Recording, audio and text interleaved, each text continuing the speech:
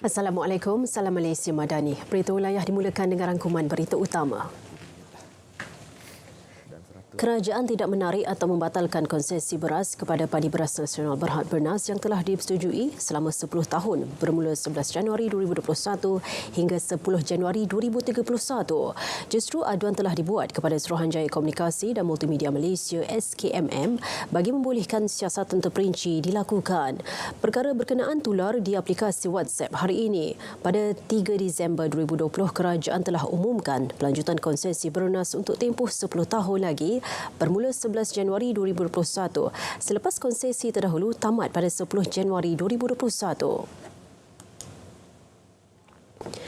Sementara itu, Suruhanjaya Pencegahan Rasuah SPRM dijangka membuat serbuan di 5 kilang beras lain selepas sebuah kilang disita di Kedah disyaki menyuruk 180 tan beras putih tempatan. Menurut Ketua Pesuruhjaya SPRM, Tan Sri Azam Baki, maklumat dan aduan yang diterima sedang diteliti supaya siasatan dilakukan secara profesional.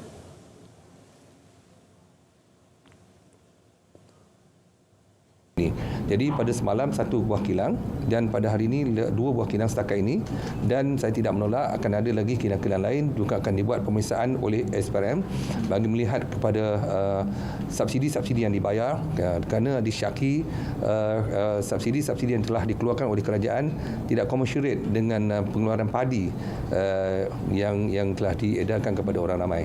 Itu lebih kurang yang saya boleh nyatakan di sini. My Airline bergantung operasinya berkuat kuasa hari ini sehingga diberitahu kelak. Syarikat penerbangan tambang rendah itu menerusi kenyataan memaklumkan keputusan diambil berikutan tekanan kewangan yang dihadapi. Ia menyebabkan operasi perlu digantung sementara menunggu penstrukturan dan permodalan semula pemegang saham syarikat penerbangan itu. Susulan itu, Suruhanjaya Penerbangan Malaysia MAFCOM telah arahkan My Airline untuk hentikan segera sebarang jualan dan tempahan tiket di semua platform tempahan sehingga notis selanjutnya. Dalam kenyataannya, Suruhanjaya itu menegaskan My Airline perlu bertanggungjawab untuk membuat bayaran balik kepada pengguna yang telah membeli tiket penerbangan. Pertanyaan dan bantuan boleh dikemukakan kepada customercare@myairline.my. Aduan juga boleh dibuat menerusi email atau hubungi talian khidmat pelanggan MAFCOM. Sebagai alternatif, pengguna boleh mengisi borang aduan FlySmart atau aplikasi mudah alihnya yang boleh dimuat turun daripada Google Play Store dan Apple Play Store. Kes jenayah komersial tahun ini meningkat berbanding tahun lepas. Pengarah Jabatan Siasatan Jenayah Komersial JSJK Bukit Aman, Datuk Seri Ramli Muhammad Yusof berkata, untuk tempoh 9 bulan pertama tahun ini, 30,992 kes direkodkan. Ia melebihi jumlah kes yang dilaporkan sepanjang tahun lepas iaitu 30,536. Jenayah yang berunsurkan penipuan ataupun fraud telah mencatatkan kerugian yang semakin meningkat juga, iaitu di sekitar 1.2 bilion ya.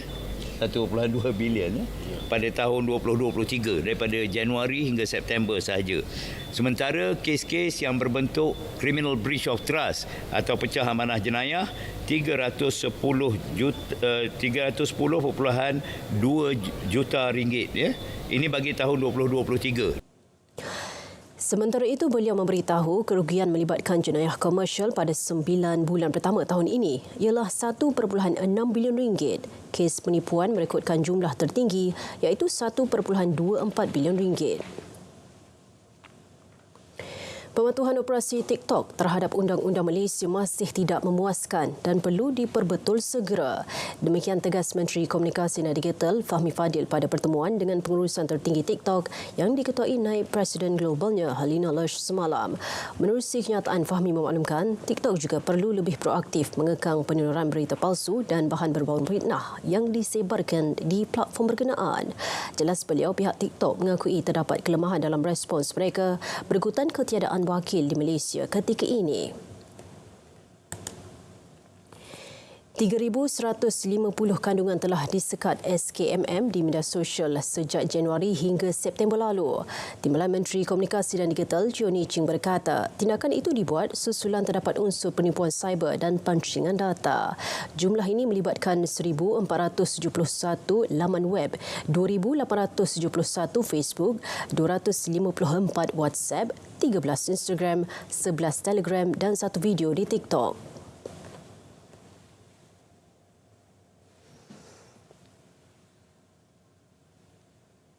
SKMM ataupun punca kuasa bagi SKMM adalah terhad sepertilah untuklah siasatan untuklah kes-kes penipuan ataupun scam. Kuasa siasatan adalah di bawah PDRM, tetapi SKMM memain satu peranan yang sangat penting, iaitu kita boleh ambil tindakan apabila kita dapat informasi pengesahan daripada PDRM supaya kita boleh padamkan ataupun turunkan website ataupun posting kandungan yang berunsur penipuan. Kapal Littoral Combat Ship LCS dijangka dapat disiapkan menjelang Ogos tahun depan. Kesemua kapal akan diserahkan secara rasmi kepada Tentera Laut Diraja Malaysia TLDM secara berperingkat mulai tahun 2026 hingga 2029. Timbalan Menteri Pertahanan Adli Zahari memaklumkan 2 ujian melibatkan penilaian di pelabuhan serta penilaian di laut dijalankan sebelum penyerahan rasmi tersebut.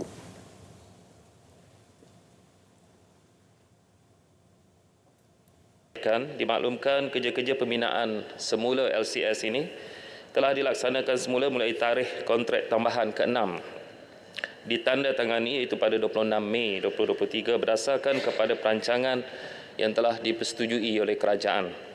Dan aktiviti fizikal pembinaan LCS ini pula telah dimulakan pada penghujung September yang lalu iaitu pada tahun ini.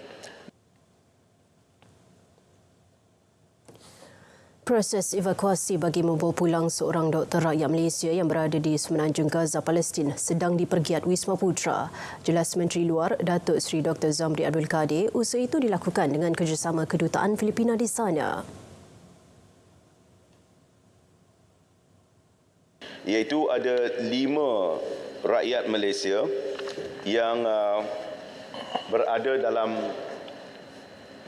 laporan kita, iaitu pertama, seorang ibu dengan 3 orang anak yang memegang pasport Malaysia yang dilaporkan berada dalam kawasan konflik, dan manakala Kedutaan Besar Malaysia juga telah dapat menghubungi seorang doktor iaitu Nurul Ain Latif.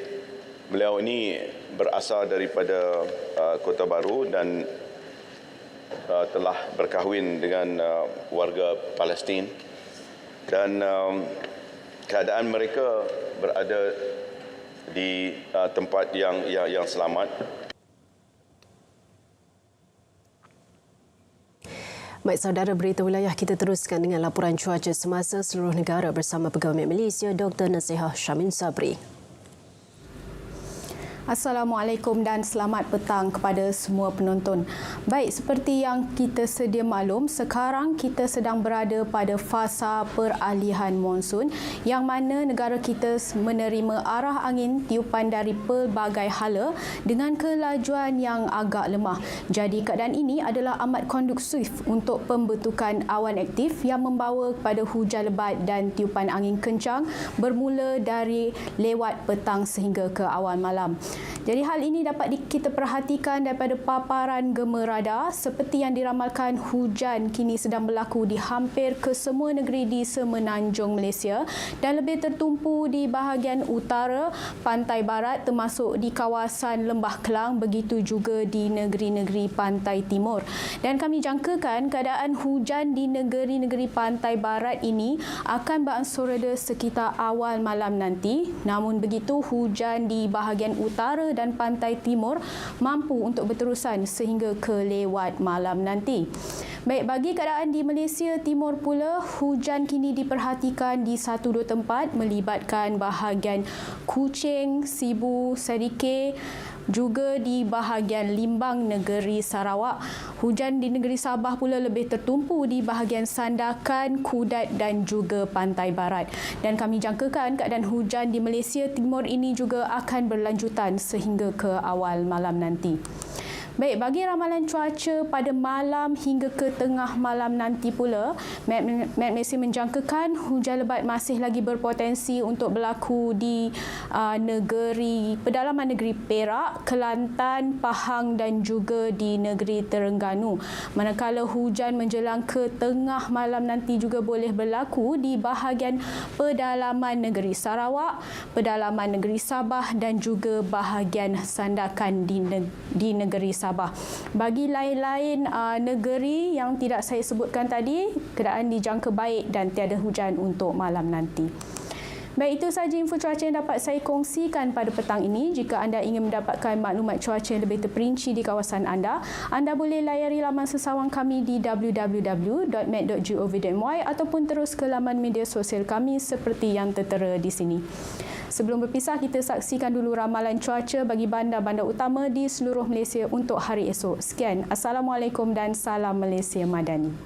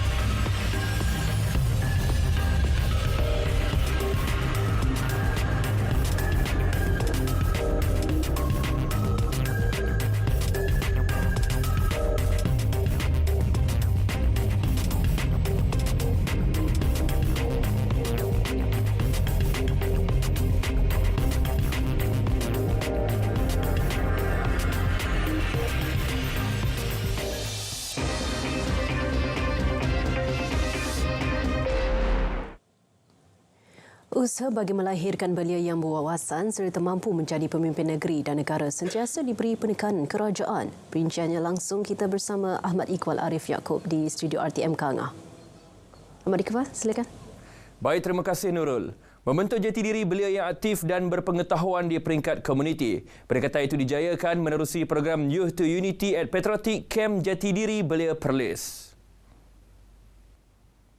Menurut Ketua Pengarah Institut Pembangunan dan Kecemerlangan Kepimpinan ILEAD Muhammad Haswandi Ahmad, program sebegini mampu melahirkan generasi yang memiliki kepribadian tinggi. Ini termasuklah mempunyai nilai keikhlasan, keterbukaan, amanah dan memiliki keteguhan jati diri sebagai pemimpin. Teras utama kita ialah rukun negara, kerana rukun negara ini akan menyatukan kita dan boleh membina jati diri bangsa Malaysia. Jadi sebab itu modul kita berteraskan kepada rukun negara, akan ada aktiviti secara indoor, dalaman dan juga ada aktiviti secara outdoor yang hasil akhir objektif kita ialah terbina jati diri di kalangan peserta-peserta ini. Yang keduanya, mereka ada satu kefahaman dan kesedaran bagaimana nak cintakan negara dan menyumbang balik kepada negeri dan negara yang tercinta ini. Program tersebut dirasmikan Raja Muda Perlis Tuanku Syed Faizuddin Putra Jamalulal di Dewan Warisan Kangah. Seramai 300 peserta dari sekolah-sekolah menengah seluruh Perlis terpilih menyertai program itu yang dilaksanakan selama 3 hari melibatkan 3 kem wawasan negara KWN di kaki Bukit Padang Besar, Kulim Kedah dan Ulu Kenas Perak. Bagi mengambil memori masyarakat Melayu khususnya bagi mereka yang menetap di kawasan kampung, program Suka Bendang dan Nostalgia dilaksanakan. Di Kampung Alor-Star Pauh misalnya, sebanyak 29 aktiviti Suka Bendang dilaksanakan yang menarik kehadiran lebih 2,000 penduduk setempat pelbagai peringkat usia.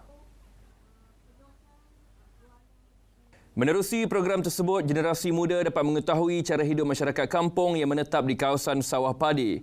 Ia juga boleh diketengahkan dalam promosi Tahun Melawat Perlis 2024-2025 sebagai produk pelancongan luar bandar. Timbul pengalaman, minat dan bakat kita dalam acara-acara, khususnya acara-acara yang mungkin anak-anak muda sekarang, golongan muda hari ini tak pernah tengok lah, acara-acara sukan bendang yang orang Perlis kata berlemoh ini kan. Jadi kita cuba kembalikan. Ini merupakan nostalgia yang saya sebut nostalgia tadi, kita mengembalikan nostalgia program sukan ini kepada orang-orang yang dah senior, yang mana jika mereka juga terlibat dalam acara sukan, dan kita mengajak anak-anak muda untuk turut serta. Beliau memaklumkannya pada program Sukan Bendang dan Nostalgia di Kampung Alostar Pau. Antara aktiviti yang diketengahkan seperti kayuh gerek atas papan, tangkap itik tutup mata, lumba lari dalam bendang, bola baling bendang dan pelbagai aktiviti lain berkonsepkan berkubang dalam sawah.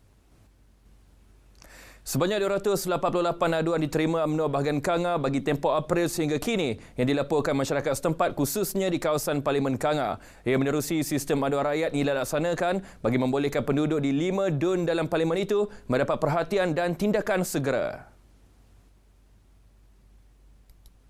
Kesemua aduan yang diterima, diteliti dan bantuan segera disalurkan pasukan UMNO bahagian Kanga, terutamanya melibatkan keselesaan, keselamatan serta kehidupan seharian. Ada juga di sana aduan-aduan berkaitan dengan soal jalan, soal tiang elektrik tak menyala di jalan kampung, dan kemudian soal sari dan ayak, ni isu bendang. Perkara-perkara seperti itu kita angkat kepada pihak yang berwajib untuk selesaikan. Contoh kepada PBT, kepada MPK, kepada JPS, saliran, dan ada isu TNB. Ini kita gunakan sistem aduan yang telah kita laksanakan. Alhamdulillah hal tersebut berjalan dengan baik sekali.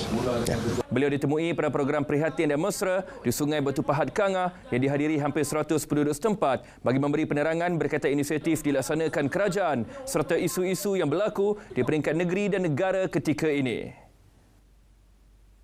Sekian paparan berita dari Perlis hari ini. Kita kembali ke Agasa Puri, Kota Media. Silakan. Ahmad Iqbal, terima kasih atas perincian itu. Seorang petani mengaku tidak bersalah di Mahkamah Seksyen Kuala Kangsar atas pertuduhan merogol anak tirinya. Tertuduh Muhammad Faizal Yunus, 41 tahun, mengangguk faham dan minta dibicarakan selepas pertuduhan dibacakan di hadapan Hakim Rohaida Ishak. Mengikut pertuduhan, tertuduh didapati merogol kanak-kanak berusia 11 tahun itu di sebuah pondok dalam kebun pada 3 Oktober lalu kira-kira pukul 3 petang. Bagi kesalahan itu, tertuduh boleh dihukum mengikut Seksyen 376/3 Kanun Keseksaan dengan penjara maksimum 30 tahun dan 10 kali sebatan. Mahkamah menolak permohonan jaminan tertuduh berikutan mangsa masih berada bawah jagaan ibunya.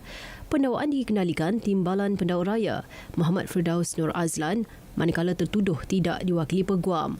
Mahkamah menetapkan tarikh sebutan semula kes pada 15 November depan untuk serahan laporan kesihatan tertuduh dan lantikan peguam. 92 notis saman dikeluarkan Jabatan Pengangkutan Jalan JPJ Perlis bagi kesalahan teknikal melibatkan pemandu dan pemilik kenderaan perdagangan. Pengarahnya Fatimah Muhammad Ali Piah berkata, kesalahan itu dikesan menerusi ops khas kenderaan komersial yang dilaksana selama 10 hari sejak awal Oktober. Jelas beliau, antara kesalahan dikenal pasti ialah menggunakan cermin gelap, 31 kes, tayar botak, 25 kes, ubah suai kenderaan, 15 kes dan lain-lain kesalahan teknikal, 21 kes. Operasi juga menyasarkan pemandu lori yang membawa muatan secara berlebihan. Saman mengikut Seksyen 6 Akta Pengangkutan Jalan APJ 1987 boleh didenda RM2,000 atau 6 bulan penjara mengikut Seksyen 119 Akta yang sama. Perkhidmatan bertunjangkan integriti dan tata kelola yang baik itu fokus utama yang ditetapkan pada setiap anggota Polis Raja Malaysia PDRM. Ketua Polis Negara Malaysia Tan Sri Razarudin Hussein berkata, aspek integriti kekal menjadi keutamaan dan ia perlu menjadi budaya seluruh warga pasukan. Secara tidak langsung menaikkan imej dan meningkatkan kepercayaan rakyat terhadap PDRM.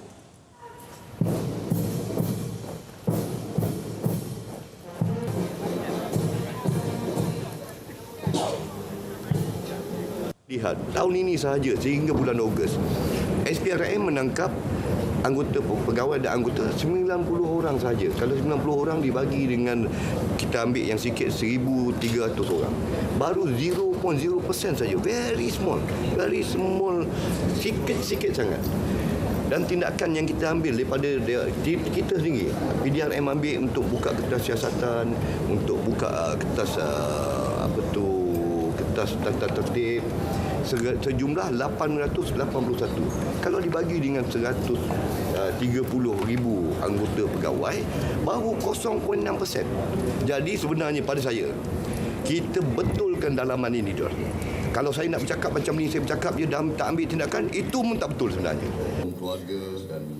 Tan Sri Razarudin berkata demikian di Markas Pasukan Polis Marin Wilayah 1 Batu Uban, Pulau Pinang. Beliau diminta mengulas mengenai rakaman video ucapan Pengarah Jabatan Siasatan Jenayah JSJ Bukit Aman, Datuk Seri Muhammad Syuhaili Muhammad Zain yang tular baru-baru ini.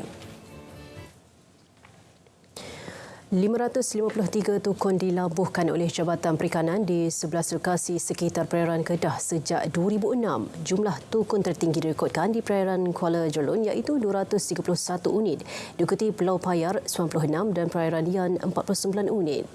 Setiausaha Kerajaan Negeri Kedah Datuk Seri Rorizan Kazali berkata, inisiatif itu melibatkan peruntukan lebih 9.74 juta ringgit. Ia sebahagian usaha untuk meningkatkan sumber perikanan, mencegah pencerobohan nelayan pukat tunda serta mengurangkan konflik antara nelayan tradisional dan komersial.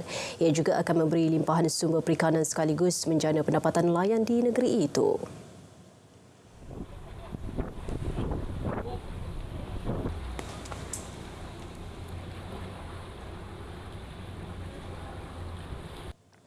Kalau boleh agenda atau program ini diperluaskan di pulau-pulau lain, khususnya di Pulau Langkawi, di daerah Yan kita ada 3 buah pulau yang kita rasa boleh menjadi satu tempat tarikan, bukan saja kepada tarikan pelancong, tarikan kepada habitat-habitat yang ada di laut ini, supaya ianya akan menjadi satu taman laut yang popular yang dapat dikekalkan di peringkat nasional dan juga di peringkat antarabangsa. Beliau bercakap kepada RTM di Pulau Payar, Kedah. Penganjuran Muzakarah Sultan Nazrin Muizzuddin Shah menjadi medan pencerahan kepada masyarakat menghayati aliran Ahli Sunnah wal Jemaah. Menteri Besar Perak, Datuk Seri Sa'rani Muhammad berkata, umat Islam dituntut menghayati ciri-ciri dan prinsip yang digariskan ulama Ahli Sunnah wal Jemaah. Dalam konteks masyarakat berbagai kaum pula, manhaj Ahli Sunnah wal Jemaah telah terbukti mampu meraihkan kepelbagaian bangsa dan agama melalui pembawaan sederhana yang mampu mengimbangi fahaman yang terlalu ketat dan fanatik dengan fahaman yang terlalu longgar dan liberal. Sementara itu, 7 perkara terkandung dalam deklarasi Ipoh yang dihasilkan menerusi penganjuran Muzakarah Sultan Nazrin Muizzuddin Shah.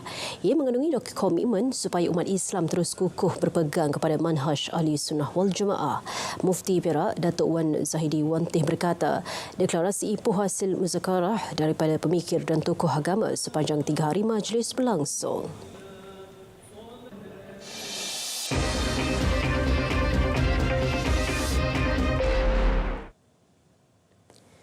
Fokus negeri di bawah Bayu, penyaluran peruntukan projek-projek naik taraf di bawah Belanjawan 2024 diharap dapat disalurkan segera.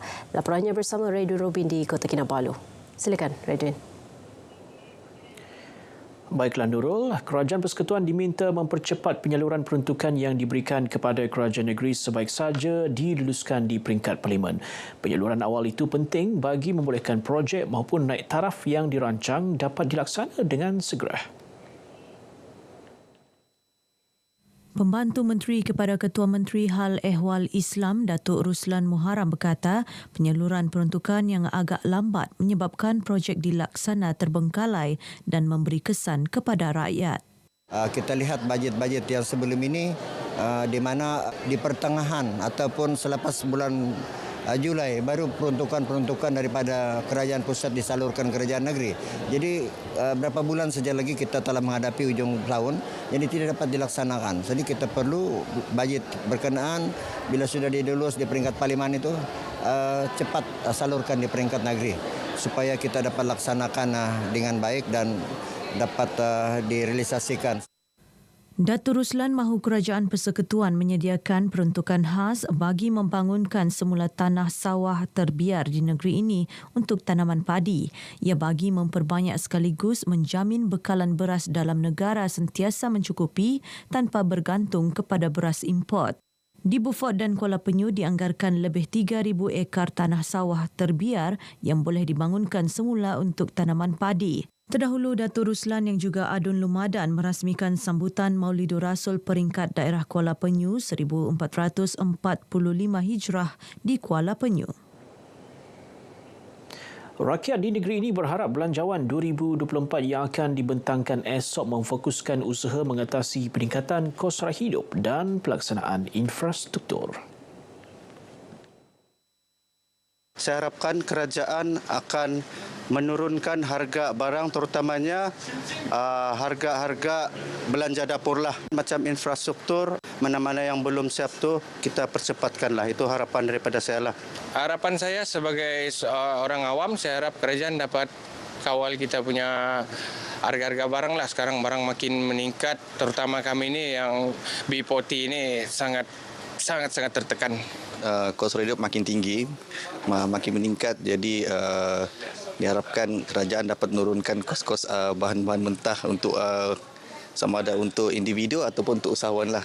Semoga PM kita dapat membentangkan satu belanjawan yang lebih menyeluruh, terutamanya untuk kami macam kami sebagai peniaga. Banyak terkesan dengan keadaan ekonomi sekarang. Contohnya seperti bahan-bahan mentah yang semakin sukar untuk didapati. Saya harap kerajaan dapat mengawal. Selain daripada itu, saya juga mohon supaya lebih banyak bantuan diberi. Selama ini kan naik barang memang susahlah pasal bajet. Pendapatan pun kurang, barang makin naik, tidak mencukupi menanggung dengan keluarga lah. Kalau anak ramai, memang tidak menampung lah. Kalau macam barang tidak diturunkan harga, terutama beras lah kan. Harapan kami peniaga-peniaga kecil ni supaya PM dapat mengawal harga barang-barang seperti beras, ayam dan sebagainya. Jadi satu, semoga kerajaan dapat bagi bantuan kepada peniaga-peniaga kecil ni. Belanjawan 2024 akan dibentangkan di Dewan Rakyat pada 4 petang esok. Pemberkasan pendidikan terus dipergiat menerusi kolaborasi kumpulan Yayasan Sabah dengan institusi pengajian tinggi awam dan swasta. Ia bagi meningkatkan taraf kehidupan dan merapatkan jurang akses pendidikan berkualiti termasuk dalam kalangan pelajar kategori B40. Menteri Kewangan Negeri Sabah Datuk Seri Panglima Masidi Manjun berkata, tajaan pendidikan dapat mendorong pelajar mencapai kecemerlangan akademik, seterusnya menyumbang kepada pembangunan peribadi dan profesional mereka.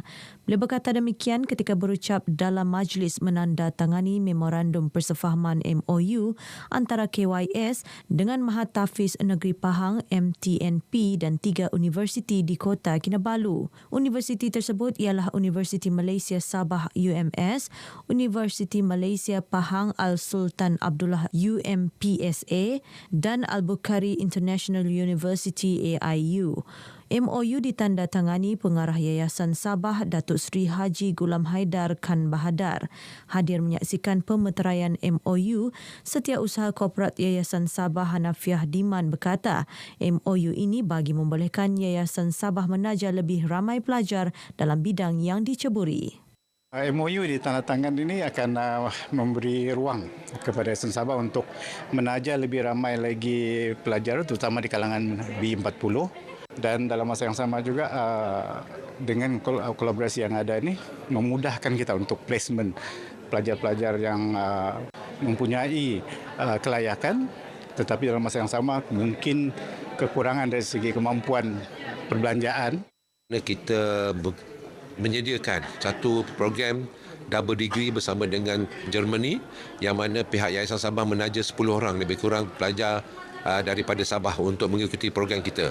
Dan dalam masa yang sama juga bersama dengan Kolej Teknologi Yayasan Sabah untuk kita menaja pelajar-pelajar yang akan mengikuti program mekatronik, otomotif dan juga program business engineering yang kita akan adakan bersama dengan My Hein University. Persekutuan Pengakap Malaysia Cawangan Sabah PPMCS bersama Neurogene Sdn Bhd melancarkan aplikasi pelantar digital pengakap pertama di Malaysia. Ini dinamakan PPMCS Sabah Scouts. Menyempurnakan pelancaran, Menteri Sains, Teknologi dan Inovasi Dato' Dr. Arifin Muhammad Arif berkata, aplikasi ini akan membawa PPMCS ke era pendigitalan sekaligus memastikan organisasi ini kekal relevan dan progresif. Usaha seumpama membuktikan kerjasama pelbagai pihak termasuk pihak kerajaan dan swasta penting dalam membentuk komuniti positif termasuk generasi muda pengakap terbaik. Demikian ucapan Dato' Arifin yang dibacakan pembantu menterinya Datuk Harun Durabi. Sementara itu, Ketua Pesuruhjaya Pengakap Negeri Sabah Jamal Jinal berkata, platform baharu ini dapat memudahkan pelbagai urusan seperti e-wallet, pendaftaran, latihan dan perolehan ilmu, transaksi kewangan yang telus di samping membolehkan penjanaan pendapatan dalam kalangan ahli PPMCS. Beliau berharap ia akan menjadi mercu tanda baharu dalam sejarah pengakap di Sabah dan menjadi inspirasi kepada cawangan-cawangan lain. Polis Sabah berjaya menupaskan kegiatan jenayah dua kumpulan iaitu geng Sultan dan geng Kancil Along dipercayai terlibat kes pecah rumah dan kedai serta curi kenderaan di daerah Sandakan. Kejayaan menupaskan kedua-dua geng tersebut melibatkan jumlah keseluruhan kerugian RM59,000 membabitkan 37 kes.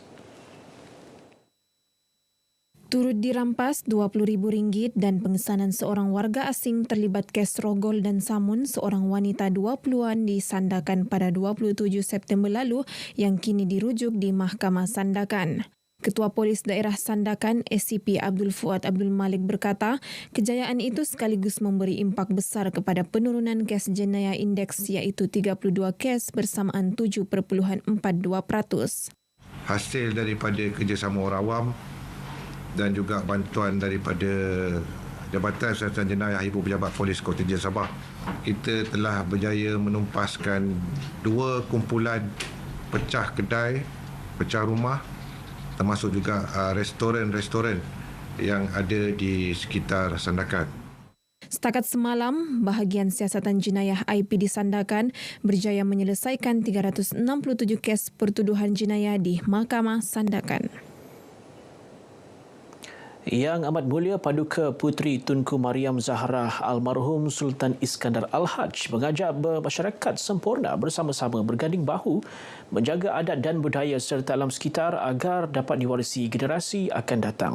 Sempurna terkenal sebagai tumpuan pelancong ini mempunyai pulau-pulau yang indah setanding luar negara. Saya amat bersyukur dapat bersama dengan masyarakat di Semporna dan dapat tunaikan hajat saya membawa ceria kepada masyarakat di sini. Dan saya harap mereka ingatkan pesanan saya, sayangilah alam sekitar anda. Tunku Mariam bertitah dalam majlis penutupan acara Kesejahteraan Rakyat Sempurna Mahu, usaha terus dilaksana agensi kerajaan dan badan bukan kerajaan NGO bagi memastikan kesejahteraan rakyat dan alam sekitar. Saya amat berbesar hati sebab saya jadi sebahagian event ini dengan Yang Amat Mulia. Datang ke Semporna adalah untuk kesedaran untuk semua masyarakat Semporna untuk menjaga kebersihan. Terdahulu, Tunku Mariam Zahra berkenan menyampaikan hadiah pemenang pertandingan badminton, sepak takraw dan bola tampar dalam program yang dijayakan Pertubuhan Inspirasi Perisai Negeri Sabah, Paskal, ATM dan Pejabat Daerah Semporna. Baik, paparan tadi mengakhiri perkembangan berita dari Sabah untuk petang ini. Seterusnya kembali bersama dengan Nurul di Angkasa Puri. Nurul. Radio Robin, terima kasih atas perincian dari Kota Kinabalu itu. Beli! Betul lah, Shopee ada penghantaran percuma.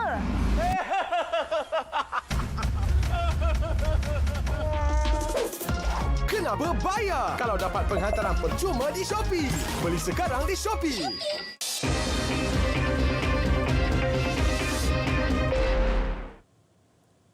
Baik, seterusnya kita ke Bumi Kenyalang. Antara paparan hari ini, Taman Perindustrian Teknologi Samajaya beri limpahan ekonomi kepada Sarawak. Perbincangan lanjut kita langsung saja bersama Bu Mawin. Bu Mawin, silakan.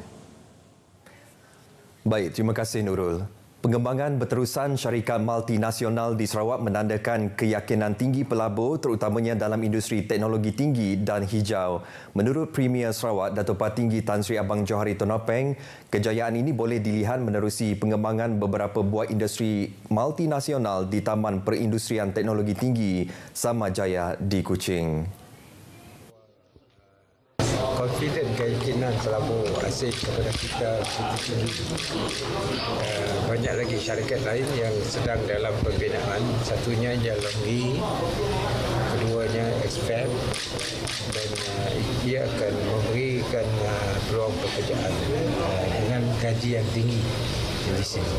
Beliau ditemui media selepas merasmikan kilang baharu Tayoyu dan Sarawak Sendirian Berhad yang turut disaksikan Ketua Pegawai Eksekutif Tayoyu dan Sarawak Masashi Toyama di Taman Perindustrian Teknologi Tinggi Samajaya di Kuching. Ia merupakan kilang ketiga syarikat pembuat kapasitor yang berpangkalan di Jepun dan telah bertapak di Taman Perindustrian itu sejak 1996. Terdahulu dalam ucapannya, Dato' Patinggi Abang Johari menyatakan Taman Perindustrian Teknologi Tinggi Samajaya telah menarik lebih dari 14 bilion ringgit nilai pelaburan dan mencipta banyak limpahan ekonomi yang memberi manfaat kepada komuniti perniagaan tempatan. Ini termasuk telah mencipta 15,000 peluang pekerjaan dengan 98% darinya diisi penduduk tempatan. Pada tahun 2022 sahaja, ia juga telah menjana sejumlah 758 juta ringgit dalam bentuk gaji untuk pekerja yang akhirnya mengalir kembali ke dalam ekonomi tempatan selain nilai ekspor berjumlah 8.9 bilion ringgit. Jabatan Hutan Sarawak sedang mempersiapkan draft akhir rangka kerja pelaksanaan projek yang disemak atau Revised PIF Kawasan Heart of Borneo HOB Sarawak. Timbalan Premier Dato' Amar Awan Tengah Ali Hassan berkata dokumen tersebut merupakan versi yang disemak bagi rangka kerja pelaksanaan HOB Sarawak 2009.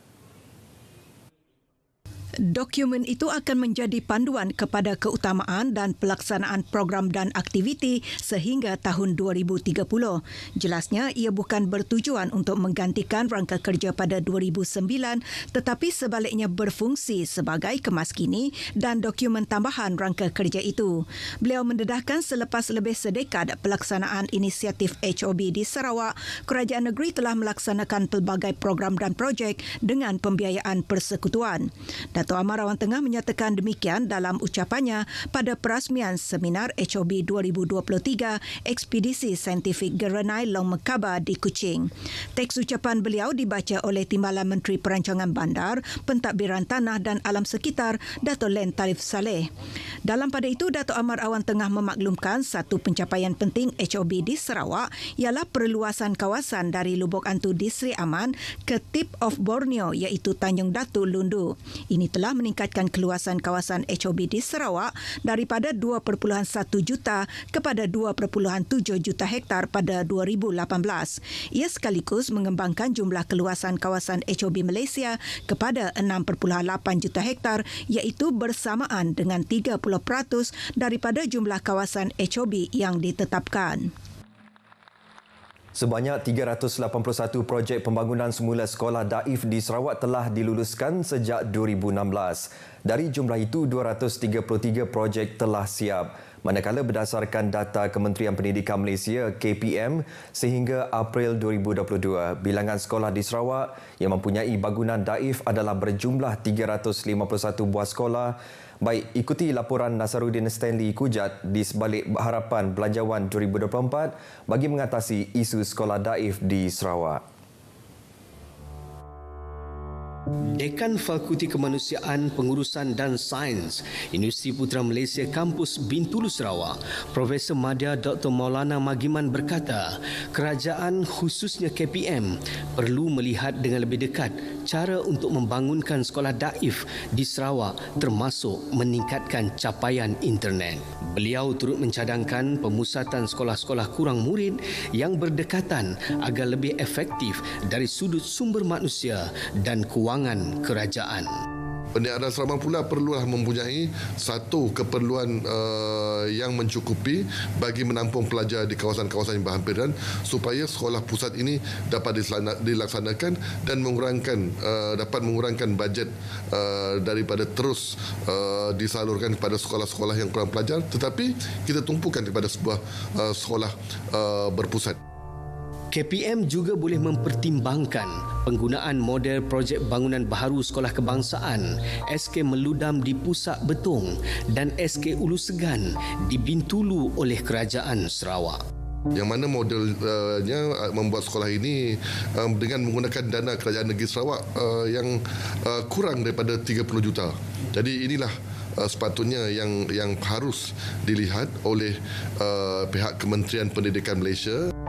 Cadangan beliau turut disokong Osman Mat, bekas setiausaha sulit kepada mantan Adun Jepak, Allahyarham Datuk Talib Zulpilip yang turut terlibat dengan usaha membangunkan SK Ulu Segan yang terletak di kawasan Dun Jepak.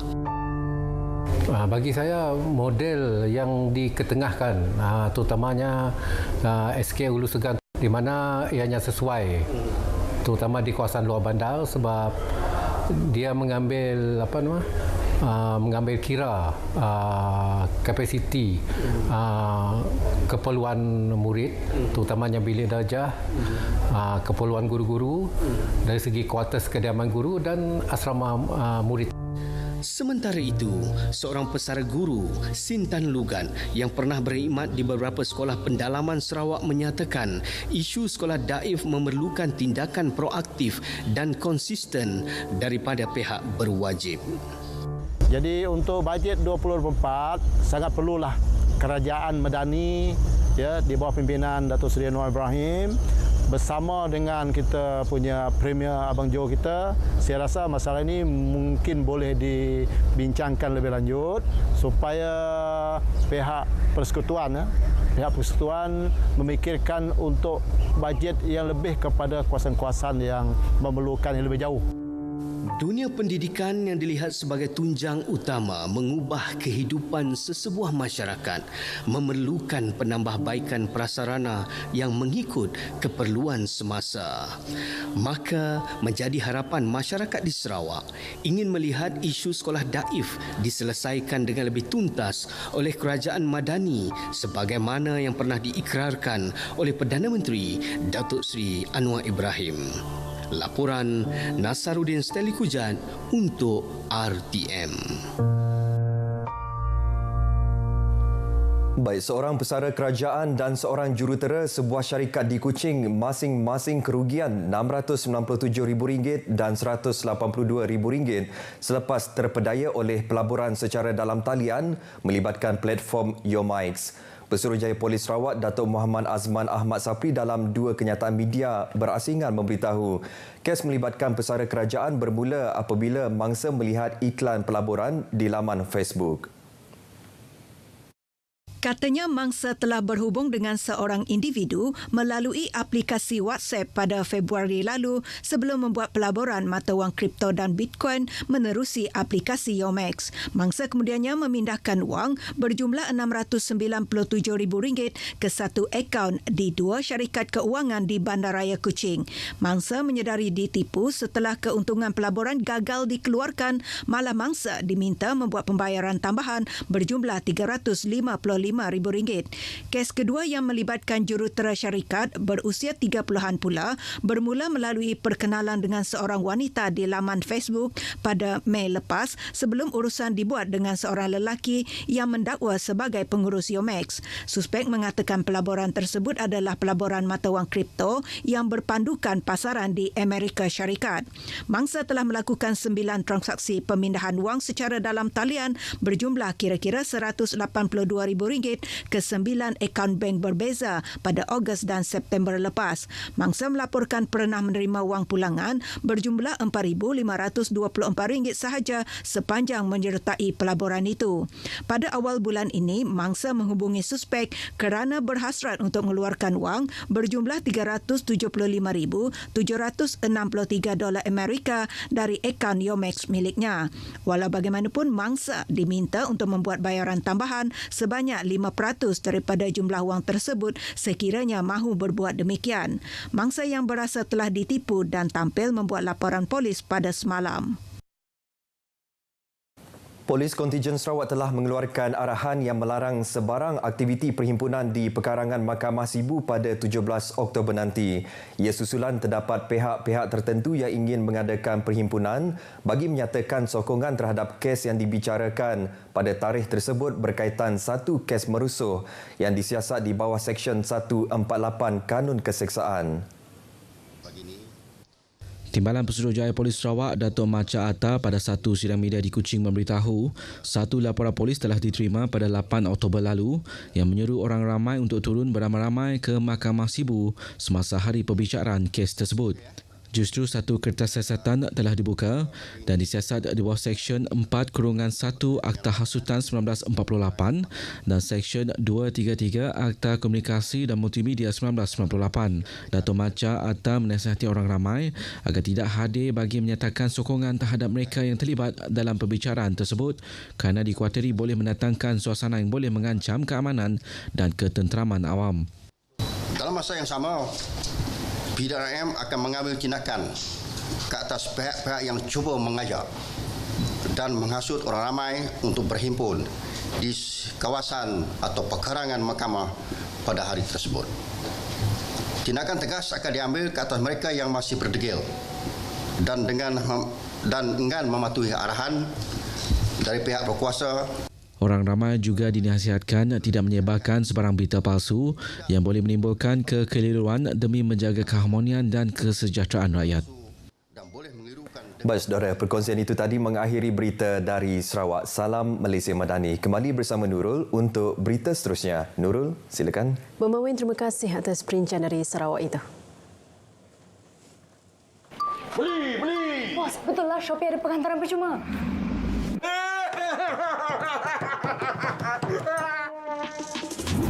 Kenapa bayar kalau dapat penghantaran percuma di Shopee? Beli sekarang di Shopee.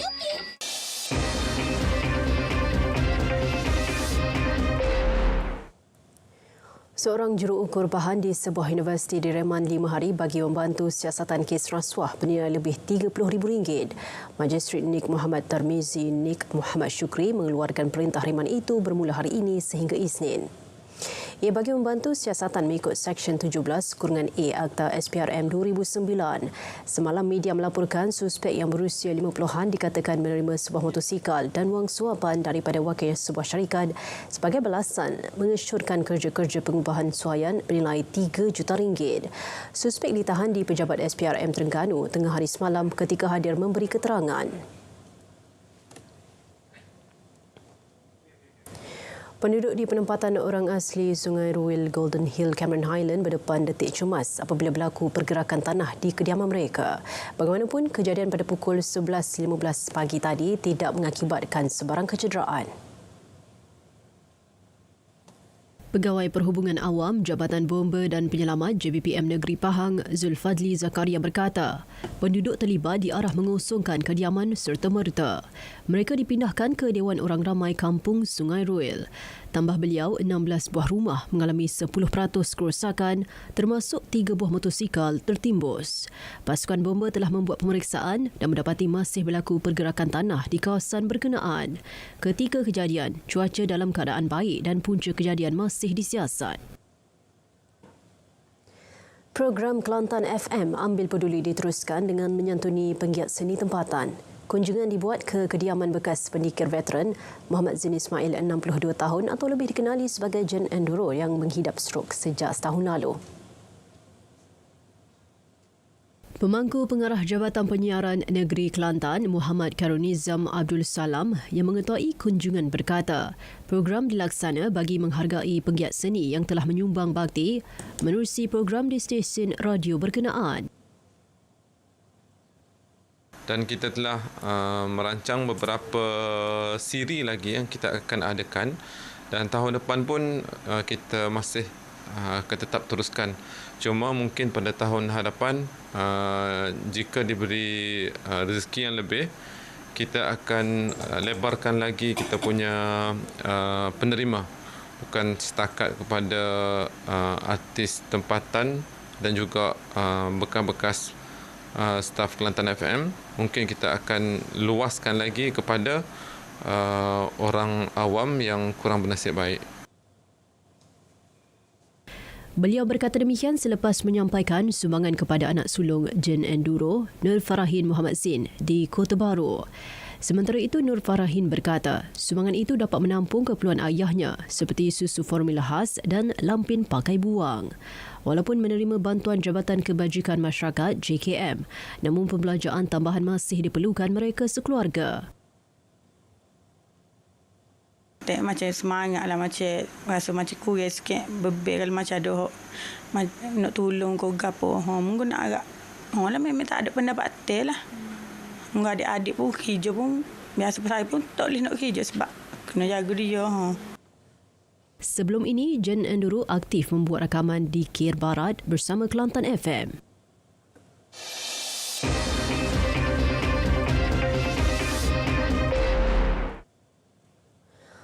Seorang tukang masak ditahan kerana dipercayai memiliki dadah bernilai lebih RM400,000. Ketua Polis Daerah Kluang, SCP Bahrin Muhammad Noh berkata, lelaki berusia 34 tahun itu diberkas di sebuah kediaman di Taman Semho Kluang Ahad lalu.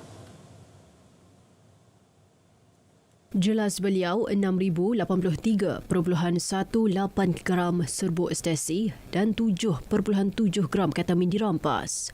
Turut disita sebuah kenderaan dan wang tunai RM2,000. Kesemua dadah berkenaan dapat menampung keperluan 1,000 penagih. Ia dipercayai untuk dipasarkan ke Kluang serta Batu Pahat. Suspek direman sehingga 14 Oktober. Kes disiasat mengikut Seksyen 39B Akta Dadah Berbahaya 1952. Projek Jambatan Perigi Aceh di Pasir Gudang akan dirobohkan dan dibina semula atas faktor keselamatan. Ia susulan mendapan di kawasan jambatan sehingga berlaku runtuhan pada 17 Ogos lalu. Exco Kerja Raya, Pengangkutan dan Infrastruktur Muhammad Fazli Muhammad Salih berkata, proses merobohkan jambatan itu bakal dilaksana sebelum hujung bulan ini. Itu saya pun dah minta pihak JKR daerah Johor Bahru untuk susun balik work program supaya kalau ikutkan tarikh asalnya kita akan siapkan projek ini hujung tahun depan. Tapi kita minta pihak JKR dapat berhubung dengan pihak konsultan dan juga kontraktor untuk kita susun balik work program supaya kerja-kerja ini dapat disiapkan segera. Beliau ditemui selepas membuat lawatan tapak projek berkenaan di Pasir Gudang Johor. Proses merobohkan jambatan tersebut bakal menyebabkan kerugian lebih RM1 juta. Sehingga kini penduduk di kawasan berkenaan menggunakan jambatan sementara untuk memudahkan urusan harian. Sedang dibina sejak 2019 itu runtuh. Jabatan Perkhidmatan Kuarantin dan Pemeriksaan Malaysia Makis Melaka menggagalkan cubaan menyelundup masuk pelbagai jenis hasil pertanian yang disorok dalam bagasi pakaian. Perbuatan itu dikesan dilakukan segelintir penumpang feri semasa pemeriksaan pada 10 Oktober lalu di JT Penumpang Port Dickson Negeri Sembilan. Makis menerusi kenyataan memaklumkan merampas pelbagai hasil pertanian seberat 30 kg bernilai RM300 yang dibawa tanpa kelulusan permit. Antara hasil pertanian yang dibawa masuk seperti cili segar, biji benih tumbuhan, pokok hiasan dan buah limau. Barang disembunyikan di dalam bagasi pakaian bagi mengaburi mata pegawai penguatkuasa. Kesemua penumpang itu telah ditahan pegawai Makis dengan kerjasama Jabatan Kastam Diraja Malaysia JKDM. Inisiatif projek Bandar Pintar dilaksana ke arah mencapai status Melaka sebagai Bandar Pintar menjelang 2035. Datuk Bandaraya, Datuk Syadan Othman berkata, 7 komponen diperkenalkan bawah projek berkenaan. Ia termasuk mobiliti pintar yang mengintegrasikan internet kebendaan IoT dan pengangkutan bagi meningkatkan kecekapan dan keselamatan. Selain mengurangkan kesesakan, kos dan impak kepada alam sekitar. Sekarang ni boleh katakan hampir 90% inisiatif ada dilaksanakan di kawasan MBB.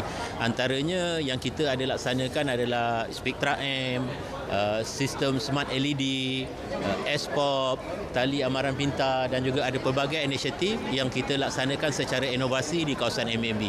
Yang mana penggunaan semua inisiatif ini diguna pakai di kawasan MBB dan kesannya kepada masyarakat setempat.